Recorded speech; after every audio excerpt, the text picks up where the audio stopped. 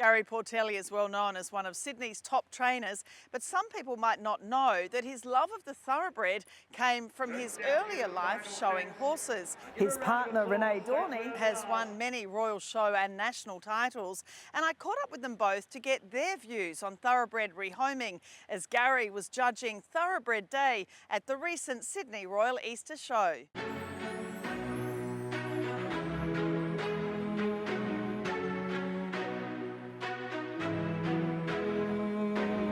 Very nice. Congratulations.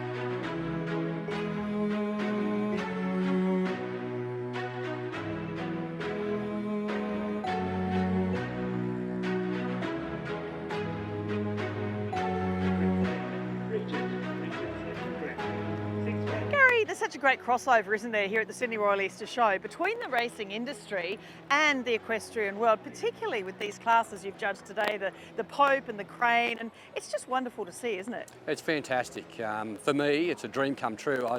I cut my teeth doing this. So as a young fella, learnt to ride, doing the show scene, out west, did Sydney Royal for every year till I can remember. We transferred across to the thoroughbreds. We started riding bigger horses and we got thoroughbreds and started getting into the racing game. So to see these beautiful, big, strong athletic types that have obviously been racehorses, peaking on the day and, powerful animals, want to go fast, come out here and be taught to go steady and elegant and light on their feet and listen to their riders and do every transfer of one leg to the other in beautiful sequence, and then see them stand there and just line up in the lineup for an hour. It's just good to see these horses got great homes at the end of some tough careers. Some horses didn't do much racing and some did plenty, but it's nice to see they've got homes after a tough career. How did you reconcile between your knowledge as having understood the show scene and as a thoroughbred racehorse trainer in what you were judging today? How much of it was about a horse that potentially could be a great racehorse, particularly the mares class, or the fact of what the show scene looks for? How did you sort of reconcile between the two? Yeah, it's a juggling act, because I think what we're looking for as yearlings isn't exactly what we're looking for out here. We're looking at a more powerful, robust, for me, sprinters. I train sprinters, so I'm looking for probably a horse that didn't have a long length of rein. Didn't worry about the rein too much. More about a good shoulder. I like short cannons, and I was looking for that out here in the ring. But more an elegant type at the show. We're looking for that English type horse. We see the beautiful paintings of thoroughbreds, the length of rein, the beautiful shoulder, the length and depth through the gaskins. These sort of things you're looking for as a show horse, where it doesn't always work as a racehorse. And that's probably why it works out that most of the horses that are built like that are at the show ring rather than still winning races. And how much about how correct they are? I mean, yearlings, obviously, you're trying to find a lovely straight front leg and, the hocks sort of not too far out behind, not weak hocks. And does that matter in the show ring as much or not? I think balance is everything. And if a horse isn't balanced, you pick it. And when they're working, you can see that transfers into their trot or their canter. If they're not right at a walk, I believe that when they get out and they start moving, they're not balanced. And it's been good. My partner Renae and I, she's in the show circuit as well, and I've been able to get a little bit of my eye back since watching her ride and compete. Start to look at what you're looking for as a hack rather than a thoroughbred or a sprinter like I like to train. But it was a little bit of a juggling act. I'm glad I've been looking at coming to the shows the last few years and getting my eye in, and it was good judging with Julie Butler, who's an incredible judge of show horses, and I was picking her brain while I was out here as well. So it was a good afternoon. It's great to see these horses with such beautiful homes. Renae, the Sydney Royal Easter Show, obviously it's been almost a home for you for many years, and unfortunately you're not allowed to compete this year because Gary is judging. How are you feeling about that? Oh, the irony of it all. I'm getting massive FOMO sitting in the grandstand. It's not the place where I'm used to being, but I'm so proud of him. He's doing a great job. He's also driving the car home, so I have to say that. But honestly, no, he's doing a brilliant job, and it's been really enjoyable. In terms of your background, I mean, you've grown up with thoroughbreds because, let's face it, generally they are free, and you were retraining them as a young person and then on-selling them and then getting a better one. And tell us about some of that, because it's what a lot of people do, and they develop that love of the breed. I come from the country. My parents did everything for me to be able to compete. I started competing when I was 6, and it was very hard because there's the show jumpers that are trying to get earmarked the best horses, the show riders, the dressage riders, so we're all trying to get the best one off the track. So I started riding track work at an early age, trying to get the dibs on the right horses. I was really fortunate. My parents backed me, and that's really how I got myself into off the track horses, and from there it's just got out of control, and I've been doing it for a very long time now. I've had too many to mention, but I've been blessed. I've won national titles, I've won royal titles. It's been a lifestyle for me. What is it about the thoroughbred? We keep asking everybody, and everyone seems to have a slightly different answer. We know about their athleticism, we know about their, they can be so intelligent and their action can be so good. What is it for you that gets you with them? They're beautiful. They're a beautiful animal, and if you're passionate about a show horse, they are the epitome of a show horse. They're athletic, they're elegant, they're difficult, they're a challenge. It's not a walk in the park. It's also a training exercise as well as a selection exercise, finding the right animal. And it's not easy, it's not a cookie cutter. To find a horse off the track, you've really got to make sure that you know exactly what you want. An OTT won't always translate to a show horse. An OTT won't always translate to a show jumper. It has to be specific to what you want. I have a pro forma, which I need something that really moves, something that has a temperament. It doesn't necessarily have to be a temperament where it's quiet, but something that's adaptable or malleable, or something that wants to work with you. And they've got to have a conformation, a length of rein, a clean gullet, a big poppy eye, a big powerful back end. I like length from the hip to the hock, length from the shoulder to the knee, short cannons, straight, legs in 4 posts. There's so many things that they need to be, but at this level, as you would have seen today, they're magnificent animals at an elite level. It's a real thrill. A lot of the show judges are more about, the hacky little horse, pretty little horse versus the hunter, sort of bigger, heavier horse.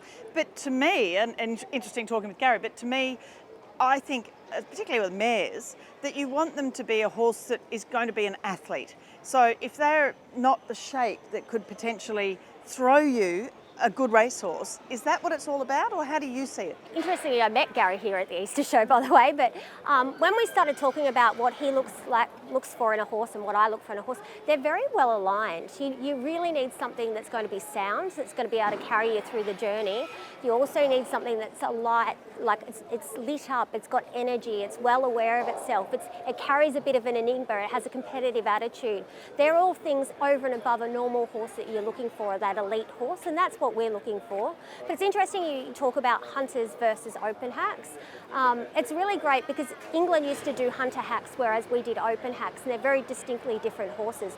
Hunter hacks are heavier set, thicker boned, and they're designed to carry you over fences and up down dales and through the hills, whereas your open hack is far more elegant and refined and lighter in the bone and pretty, but both of which are competitive and both of which are equally important. And it's great that we've been able to develop those two different types of horses in Australia, which is great because it puts a place for every thoroughbred that's coming off the track. And so for owners trying to rehome a thoroughbred, it's really important they see these sorts of stories from people that are experts such as yourself, Gary, and others, to explain what is possible for their ex-racehorse or their horse that might be a former breeding stock that they need to rehome, to understand what's required, isn't it? It's really interesting because I think a lot of racing trainers and a lot of studs are now getting more aware of rehoming. It's becoming a focus of the racing game, which is excellent to see. But they're becoming really involved in competitions like this. We now have the Off the Track series. We have the Equimians, which a lot of money's been invested, and from that there's been a real pull through for thoroughbreds and a vested interest. Like, for example, there's a lot of trainers that now have wives that are competing, and there's a lot of sponsored events and big marquee shows like this. So it is becoming where people are becoming more aware, and it's really exciting. It's a really exciting space for thoroughbreds, I think. And what are some of the things you'd say to riders taking them on? Time.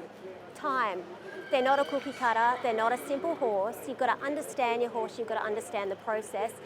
When we get our horses off the track, it's usually about a 12-month process before they hit the ring, and you've got to understand that thoroughbreds are built to race, and then teaching them to come back and be retrained is a completely different mental concept, but also a physical concept. If you have a look at a racehorse, they're built well around the shoulder, around the flanks.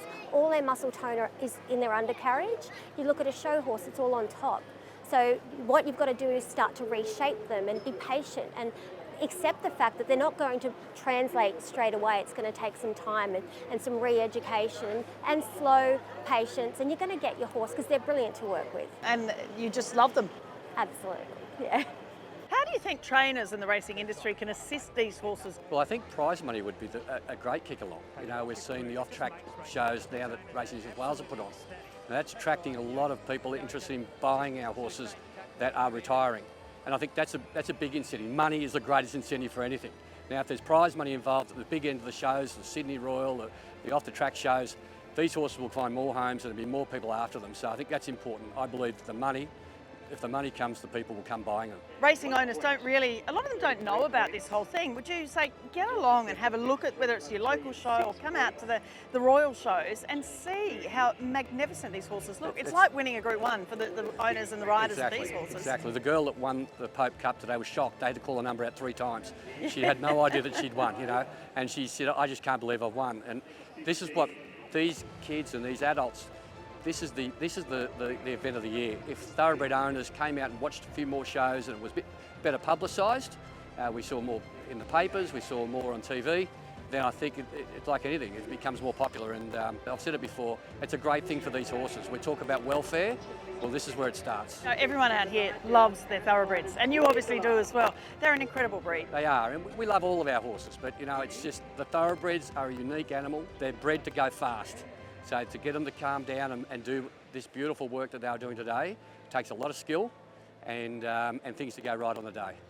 But it's been a wonderful day out here, hasn't it? The Royal Show Society and all the stewards and the councillors, everyone pulls together an enormous thing, particularly on this thoroughbred day. It's amazing what goes on behind the scenes. I've never been behind the scenes, and I've never seen what happens with the stewards and the people organising, orchestrating the whole thing. You just don't turn up and the horses turn up. There's a lot of work goes on, and we've got to thank the people behind the scenes, because without them, this doesn't happen.